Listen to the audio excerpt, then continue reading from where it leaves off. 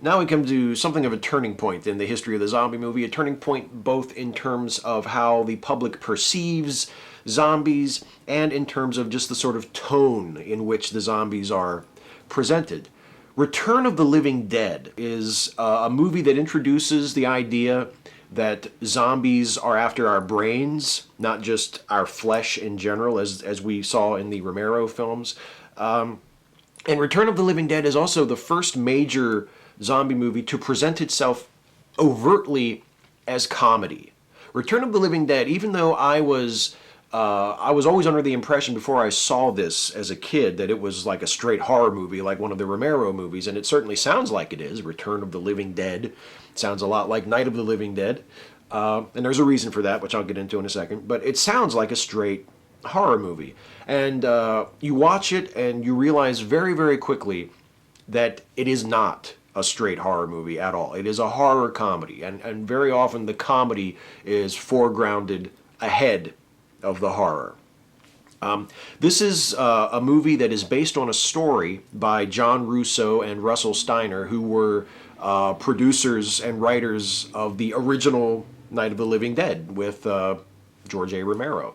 The two sort of, or the three, I guess, went their separate ways. Romero went on to make his Living Dead sequels, Dawn of the Dead and Day of the Dead, and on after that. But Russo retained the rights to the term Living Dead, and he actually wrote a novel called Return of the Living Dead, which served as the basis for this movie, Return of the Living Dead. But it was rewritten by the director. It was radically altered into more of a comedy, more of a it's a sort of a splatter, goofy, silly horror movie, and I think that it was for the best. I can't imagine seeing this movie and really taking it seriously, seeing it in the form that it's in. I don't know much about Russo's original novel. I don't know if that would have held up as a straight horror movie or not, but after having seen Romero's sequels to Night of the Living Dead, Dawn of the Dead, and Day of the Dead, which are relatively straight, they have some satirical elements to them, but they are relatively serious horror movies that want to scare you more than anything else. Return of the Living Dead does a really good job, I think, and it makes a very smart decision to turn into comedy. And Night of the Living Dead, I can always describe as sort of like a Twilight Zone episode. Night of the Living Dead is like a slightly longer, a bit gorier, a bit more violent, explicit version of like a Twilight Zone show. To contrast the tone of that with Return of the Living Dead, I can say that Return of the Living Dead is more like an episode of Tales from the Dark Side. It feels like an episode of one of those sort of more humorous 80s horror anthology shows. And in fact, it even feels like that because of the cast. The main characters are played by actors like Clu Gulager and James Karen and Don Calfa, who are known if you've watched TV, and you might not recognize their names, but if you remember TV from the 70s and 80s and even into the 90s, you've seen their faces. They were in MacGyver and Knight Rider and Matlock and all these cheesy 80s and 90s, adventure shows and legal shows. Very familiar faces to TV fans. And they're sort of the three leads in this movie. So it feels like something from TV, even though it's a movie. It feels very TV. It also feels very 80s. It's totally an 80s movie. There's some punk rock on the soundtrack. There's a lot of synthesizer on the soundtrack. Just the way it's cut, the way it's shot, the way it's presented. It's totally like an 80s movie. This is the type of movie, and watching it recently, it really reminded me of this, that when I was a teenager, my friends and I would go to the video store and we would rent, 2 or 3 horror movies, and that would be our Saturday night. Staying in at one of our houses and watching horror movies on TV, on VHS tape late at night. And this movie seems just tailor-made to be watched in that way. This seems designed to be watched by teenagers in the basement on Saturday night. It's just perfect for that. It's a perfect Saturday night hangout movie because it's funny, it's scary, and actually some of it is, even though it's played predominantly for laughs, and there are some really funny bits to it, There are also some really scary bits too. There's a sequence late in the movie where two characters are trapped in an attic, and one of the zombie characters is trying to get to them, trying to reach them. And it's kind of a tense, scary situation. It actually works as horror as well as all the things that work as comedy. It makes explicit reference to the movie Night of the Living Dead. This is a movie that takes place in a world where the characters have seen the original Night of the Living Dead, and they, in their dialogue, they relate their situation to what they saw in the movie. They discover that their zombies cannot be killed in the same way that the Night of the Living Dead zombies can be killed. They crack one of the zombies in the skull with like a pickaxe, thinking that if they destroy the brain, they'll destroy the zombie, just like in Night of the Living Dead, and it doesn't work. The zombie doesn't die. And one of the characters just is very disillusioned by this, and he says, "Do you mean the movie lied?" It's kind of a funny line. The characters, even though it's a comedy, and even though it's played goofy and sort of, enhanced and turned up, the volume is turned up for laughs, their reactions to many of the things that happen in the movie are within the realm of predictable human reactions. I mean, if you saw dead people walking out of a morgue, or if you saw corpses clawing their ways out of graves, wouldn't you scream? Wouldn't you be just completely beside yourself? And that's what the characters in this movie do. When the first reanimated corpse sort of appears and comes walking out of like a freezer, their reaction is, "Oh my God!" I mean, they just completely lose it.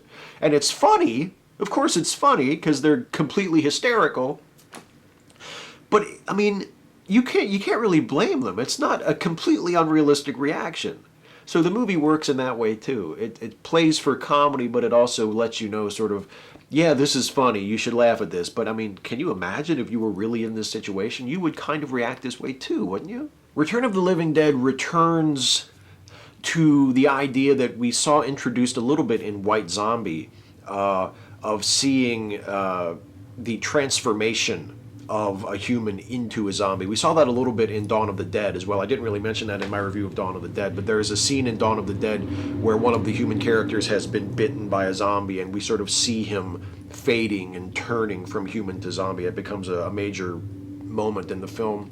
And a lot of laughs and also a lot of character development is wrung out of that transformation in Return of the Living Dead. Two of the main characters become infected by the gas or the radiation or whatever it is, the chemical that turns people into zombies in this movie. And we see them turning. They become more and more zombified as the film goes on. And that's a source of both humor and also a source of pathos. We actually get one of the zombie characters having a bit of a revelation, a bit of a character arc where he decides that he would rather not live as a zombie if he can't live as a human, and he sort of determines his own fate. And it's in a comedy, in a big goofy comedy like this, it's actually kind of a poignant scene, his ultimate fate. And in that way, the movie also continues the trend that we saw beginning a little bit in Dawn of the Dead, and we really saw in Day of the Dead, a movie I didn't review in this series, but is also highly recommended, of showing sympathy for the zombies. The zombies are not just menaces; they're not just threats. We can see them, we can see ourselves in them, and it sort of humanizes them a little. They're acting the way they do because they're compelled to. There's actually a scene in Return of the Living Dead where they strap a zombie to a table. Much of the action takes place with the characters trapped in a mortuary. And one of the zombies that invades the mortuary is trapped by them and strapped down to a table, and they sort of interrogate it. And it turns out that these zombies want to eat people's brains because it just hurts so much to be dead. And eating brains somehow relieves that pain, and that's why they feel compelled to eat brains, because being dead just hurts so much. And that really, I mean, it's kind of tough to be angry at the zombies after that, isn't it? I mean, they didn't ask to return to life. They were sort of returned to life against their will, without any input from them, when the chemical sort of infected them, and they rose from their graves, and they found themselves dead and in unbearable pain. And they needed some brains to kind of take the edge off. Like, they're a threat, and they're after the human characters, and of course we want the human characters to survive and to defeat them, but at the same time, the zombies are not villains. The zombies are just doing what they do. They're sort of like a natural force. And in fact, they're even humanized because they feel pain, because they're aware of their suffering. And that's a very modern take on zombies. The modern take on zombies is being not just a blank, sort of blind force, but having some humanity, having some feeling, having some dimension. We see that in Return of the Living Dead, as goofy as this movie is. So as I said at the beginning of this review, this really is a turning point in the zombie cinema history. It's not just the first time that we see zombies presented in a way that they're made light of and as a source of humor, but it also gives them a bit of humanity. It gives them a reason for us to sympathize with them and to feel sorry for them. And it also shows us zombies a lot more mobile than we've seen previously. The Romero zombies are always very limited, very slow, and very weak. And these zombies in Return of the Living Dead get around just fine. And that is a form of zombie that didn't really catch on at the time, but was really popularized and really became sort of the modern standard of how zombies are when it was shown in the next and final movie I'm going to review in this review series this year for Halloween. It's the 2002 horror film by the great director Danny Boyle. It's one of the best zombie movies and best horror movies, period, that I've ever seen, and certainly from the last 20 years. It's the last movie I'll review this year, and it's coming up next. It is, of course, 28 Days Later.